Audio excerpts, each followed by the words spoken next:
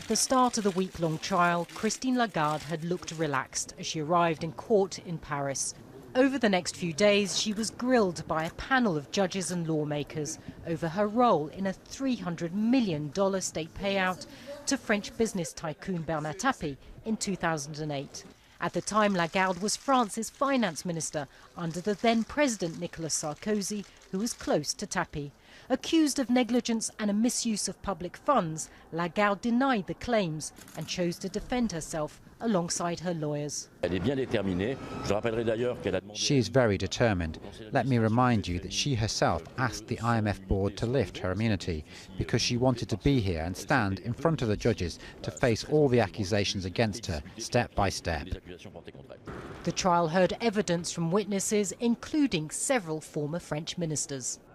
This case dates back to the 1990s when the French businessman Bernard Tapie sold his stake in the Adidas sportswear company to the Crédit Lyonnais bank. Now, the bank then sold Tapie's stake for a much higher price.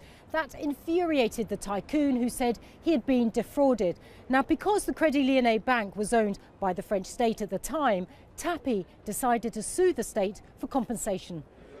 Judges examined why Lagarde took the unusual decision to send the case to an arbitration panel rather than a regular court. Arbitration is something that's usually done in business law, also in public affairs. It's not illegal, but it's something that you don't do often in France, and definitely not if you're a minister. It is legal, but is rarely done, and public opinion is not ready for that. The IMF chief said she acted in good faith to end a long legal row. The prosecutor said he's against convicting Lagarde, saying the evidence to support the negligence charge was too weak. Mrs. Lagarde is confident, but Mrs. Lagarde is waiting for the judge's decision because it is them alone who will make it.